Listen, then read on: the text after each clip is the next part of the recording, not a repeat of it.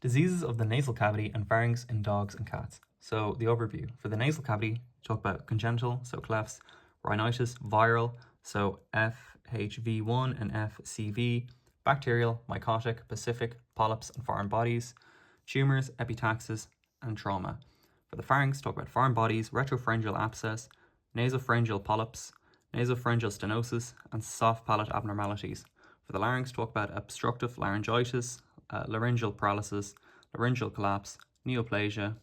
And for surgery, talk about rhinotomy, frontal sinus drainage, BAOS, so brachiocephalic upper airway obstructive syndrome, and laryngeal paralysis. And you can have the CAL, TAL, and CTAL.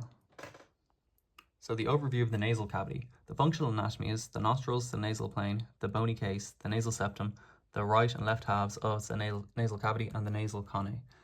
It's a respiratory and olfactory region. It plays a role in the regulation of airflow. It has a heating and humidification effect in the connae, and there's a mucosal cleaning, and it has an immune role of the mucosa, and there's olfaction. So, and then the history and clinical signs. So look for discharge, sneezing, bleeding, pain, stridor, dyspnea, and reverse sneezing. And look at systemic diseases such as discharge from distemper or viral rhinotracheitis, and epitaxis from bleeding disorders. And the physical examination, look at the shape, the nasal stridor, the closing of the mouth, discharge, and is it uni or bilateral, and inspect the teeth as well. There can be depigmentation as well. And the special diagnostic procedures are radiography, rhinoscopy, and CT and MRI.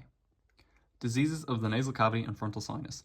The first one is congenital diseases. So you can have malformation of the nasal plane, oronasal and oropharyngeal clefts, and primary ciliary dyskinesia. You can also have Carter-Jenner syndrome. Rhinitis. It can be caused by viral, bacterial, mycotic, and pacific. So viral rhinitis. In cats especially, it's caused by FHV1 and FCV in 80 to 90% of cases. It starts out as a paroxysmal sneezing, serous ocular and nasal discharge. Then in 5 days it becomes mucopurulent due to secondary bacterial infection. The immunization has a severe disease but infection. There's chronic carriers but there's no signs or sneezing. And it can have a mild nasal discharge or gingival ulceration. And the treatment is prevention. And it's often in outdoors or unvaccinated cats. In dogs, you have kennel cough, canine distemper, profuse mucopurulent nasal discharge, and it can be also caused by canine herpes virus. In puppies, it's a systemic or life-threatening, most die. The third one is bacterial rhinitis. It's rarely a primary problem, for example in chlamydia.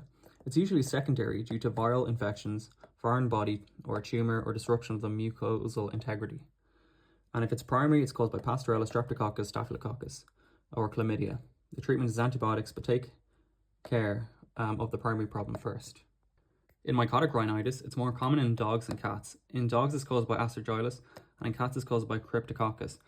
The nasal cavity and frontal sinuses are affected. It's an opportunistic, so it happens due to house dust from bird cages or a large number of spores and foreign bodies. The clinical signs are nasal discharge, depigmentation, pain, and epitaxis. The treatment is 1% clotrimazole gel or topical enaclazole or systemic ketoconazole. So for Pacific rhinitis, the first one is polyps. It occurs in cats. It originates from the middle ear and it can invade through the damage to the tympanic membrane. It goes into the nasopharynx and it causes obstruction of the nasal meatus, which causes open mouth breathing in cats. The clinical signs are stridor. On a differential diagnosis can be obstruction of the nasopharynx or a tumour. It can be unilateral or bilateral, and the cat may have an extended neck and pant and be very anxious. The reoccurrence is very unusual and the prognosis for recovery is excellent. The second type of Pacific rhinitis is foreign bodies. It can be caused by, results in sneezing initially and pain, or allergic rhinitis, which causes serous discharge and sneezing. The third type of disease of the nasal cavity are tumours of the nasal cavity. It can happen at any age, but usually in animals over than 5 years old. The clinical signs are similar to rhinitis, so there's epitaxis. The diagnostics are radiography, rhinoscopy, and biopsy, and you can use a CT or MRI as well. And the types are adenocarcinoma in dogs, sarcoma and lymphoma in cats. The treatment are CT, MRI, and chemotherapy and surgery, euthanasia if bleeding or dyspnea. And the fourth type of disease is epitaxis. So you have to stop the bleeding, but also figure out if it's systemic. The nasal bleeding can be recurrent or profuse. The differential diagnosis is aspergillosis, tumour, trauma, DIC, and coagulopathy. And it can be thrombocytopathy or thrombocytopenia, hypertension or leishmaniosis. The radiography and rhinoscopy, but the rhinoscopy should be delayed to 48 hours. And the surgeries of the nasal cavity are the rhinoscopy. The rhinoscopy indications are sneezing, reverse sneezing, nasal discharge, epitaxis, but before the procedure, you must stop the bleeding. You also need to rule out a coagulopathy, difficult or noisy breathing, and facial or nasal pain or sensitivity. The rhinoscopy can be used to diagnose rhinitis, viral, bacterial, fungal, polyp, or allergic, neoplasia, and it's done under general anesthesia. The retrograde rhinoscopy, so the caudal nasal can enter through the mouth and turn back up the nasal cavity in a flexible tube. From nares and a rigid tube, continuous irrigation and suction, the biopsy sampling, the sample collection for culture. So the pharynx, it can lead to discharge, but also polyps and stenosis. The general anatomy is the oropharynx, the nasopharynx, and the laryngopharynx. The history, look, dysphagia, coughing, gagging, regurgitation, and salivation. The diagnostic procedures are pharyngoscopy, retrograde rhinoscopy, video fluoroscopy, CT in the middle ear, and do an ultrasound of any masses. Diseases of the pharynx. So the first one is foreign body. It's common in dogs. There's a sudden salivation after eating bones or sticks. There could be pain, dysphagia, or dyspnoea. In the retropharyngeal abscess, so you have a migrating FB, salivation, fever, dysphagia, difficult diagnosis. It's painful, a painful neck, and increased white blood cell count. And the nasopharyngeal polyps. And you can also have nasopharyngeal stenosis. In young cats, it's rare. You can have open mouth breathing. Endoscopy and surgery is a solution, or a balloon dilation. And a soft palate abnormalities. So you can have a long elongated, so in brachycephalic dogs. You can have stertorous breathing, exercise, intolerance, and collapsing or gagging. Or a cleft palate. So this is in neonates. You can have milk in the nares, aspiration, and it requires surgery. Or soft palate hypoplasia. It's also found in brachycephalic dogs. There's chronic rhinitis, gagging, and reverse sneezing. The larynx. The functional anatomy is airflow, protection of the lower airways from aspiration, and vocalization. It's made of 3 unpaired cartilages, the epiglottis, the cricoid, and the thyroid cartilage, and 1 pair of arytenoid cartilages. And the history and diagnostic procedures. So look for changes in vocalization, such as stridor, palpate for fremitus, and look for air turbulence through the narrowed laryngeal opening. Look for coughing or gagging. Look for systemic disease, such as neuropathy, myopathy, or secondary complications, such as aspiration. Palpation, is there pain, fremitus? Auscultation, is there stridor? And when exercising the patient. And look at a laryngoscopy. And note during a laryngoscopy, we use a light plane of sedation to examine the opening of the glottis, such as propofol. Under deep anesthesia, the larynx appears to be paralyzed. So the diseases of the larynx. You have laryngitis. It's rarely alone. It's usually with tracheobronchitis or rhinitis. It's very common. The infectious agents are, in dogs, it's CAV2 or CPIV, which is parainfluenza, or Bordetella bronchoseptica, which is kennel cough. And in cats, it's FHV1 or FCV. Check for vaccination. Check for a loud cough. There can be a fever, there can be pneumonia, and there can be lethargy. Antibiotics, use doxycycline or amoxicillin clavulanic acid. For the antitussives, use butyrphenol. And look for other causes such as local irritation, and you can also treat with glucocorticosteroids. In obstructive laryngitis, it's rare in cats and dogs. Histopathology is imperative to distinguish whether it's cancer or an obstructive inflammatory disease. And don't take biopsies because it can cause further damage to the mucosa. And look for signs of stridor, dyspnea, hypoxia, and cyanosis. Glucocorticoids are important, or a tracheostomy tube placement if it's very severe.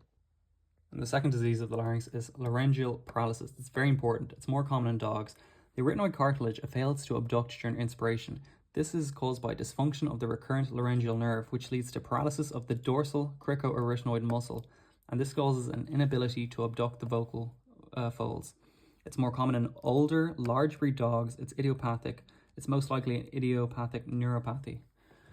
It can be congenital, and this is in bulldogs, or bull terriers and Siberian huskies. and it can be acquired through systemic neuromuscular disease in Labradors, St. Bernards, and Irish setters. Cats can have secondary acquired laryngeal paralysis after a thyroidectomy, and it can be partial, complete, unilateral, or bilateral.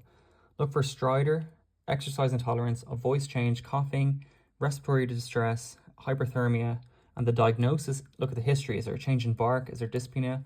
Inspection, and look for paradoxic movement, and use a laryngoscopy to complete the neurological examination and x-ray for aspiration and metastatic disease. The management of laryngeal paralysis. So the obstruction causes a marked negative pressure, which causes mucosal and pulmonary edema. This leads to hyperthermia and inflammation. Supplementary oxygen using an endotracheal tube is important. Use sedation and then an acepromazine as a tranquilizer. Deal with the hypothermia, cool the animal down with wet towels over the animal, and use glucocorticoids and furosemide for the edema and inflammation. The third disease is a laryngeal collapse or brachycephalic airway syndrome. Never confuse this with paralysis. It's secondary to a congenital malformation in brachycephalic dogs due to their stenotic nares, their elongated soft palate, their hypoplastic trachea, and the laryngeal saccular edema and eversion. Its common clinical consequences in brachycephalic airway syndrome are decreased respiratory capacity, decreased heat tolerance, increased susceptibility to airway diseases. It's caused by a weakness in the structure of the cartilages. It's not an innervation problem. And the chronic increase of negative pressure during inspiration causes laryngeal cartilages to weaken and collapse. There's stage 1 to stage 3. And in an emerging situation, in a chronic case, it's not able to compensate for the diameter of the forced inhalation. So you need to sedate the animal, give oxygen through and you can give intubation, and manage for hypothermia by cooling him down, and manage the pulmonary edema using furosemide, and surgery for the congenital malformations can be done. The fourth disease is laryngeal neoplasia. It's rare. In cats, it can be caused by squamous cell carcinoma or a lymphoma, but polyps and obstructive laryngitis or hairballs should be explored. In dogs, malignant epithelial tumors can happen. Symptoms are similar to laryngeal paralysis, such as dysphonia, stridor, respiratory distress, gagging, and coughing. Biopsy is not recommended. There's a risk of edema, hemorrhage, aspiration, and metastasis. And the surgical procedures. So rhinotomy is used in the case of chronic nasal discharge, for example, chronic rhinitis. And there's two approaches for rhinotomy. There's the dorsal for longer-nosed dogs, or the ventral approach for brachycephalic dogs and cats. Open a bony flap on the dorsal midline aspect of the nasal chamber and cut a U-shaped incision, leaving connection for folding the flap. And to close, you can either use an orthopedic technique, such as a drill hole or a clearage, or leave the periostal layer intact before sawing. Use a biopsy, a drainage for a couple of hours to soak the blood after the operation, and expect nasal discharge for weeks. And the classic indication is ventral rhinotomy is feline polyps. And the wound of the soft palate is closed in two layers. The first layer is the nasopharyngeal layer, and the second layer is the oropharyngeal layer. The hard palate is impossible to use a double closure, only a single layer. The blood supply is the major palatine vessels to the midline. It heals well due to extensive vascularization. The second procedure is the frontal sinus drainage. There's a midline skin incision, the frontal sinus osteotomy, suction, and a biopsy, drainage, and closure. And number 3, for brachycephalic upper airway obstructive syndrome, the basic problem is that the bone shortens, the maxilla, but the soft tissue does not, and the entire respiratory tract is narrowed. We cannot fix brachycephalic upper airway syndrome, but only improve the quality of life. The possible surgical treatments are wedge resection, soft palate plasty, or a folded flap palatoplasty. It involves taking out the muscle, but leaving in the mucous membranes of the nasopharynx, so the layer is thinner. And then there's a partial laryngectomy. It's very risky touching the larynx as it can cause edema, aspiration pneumonia. For laryngeal paralysis, the solutions are lateralization. So you have cricoarytenoid lateralization, which is a tie back. It's also called CAL. And you have thyroid arytenoid lateralization, which is a real lateralization, and this is called TAL. CTAL is cricothyroid arytenoid lateralization. It's a combination of two. So you palpate the neck, you search for the larynx, and you make an incision above, and underneath the structures, you cut into the front muscles and you incise. The muscles are incised to reach out the free edge of the thyroid cartilage. Turn down the thyroid cartilage and this is done outside of the laryngeal cavity. Do not touch the laryngeal mucosa. Transect the dorsal cricoid arytenoid muscles and mobilize the muscular part of the arytenoid and put in 2 non-absorbable monofilament sutures to hold it in place. Be very careful with the tension. If you modify the inlet under the epiglottis, there's a risk of aspiration pneumonia. Use a cruciate knot tied between the cricoid to stabilize it. The devocalization. There's a simple excision on the vocal cords. This is done on the laryngeal aspect. The complication is laryngeal webbing, which is a scar formation if done on the oral aspect. The partial laryngectomy, which is a complication, the complication is aspiration, and then reinnervation of the dorsal cricoarytenoid muscles by planting the nerves into the muscles from the belly of the phrenic.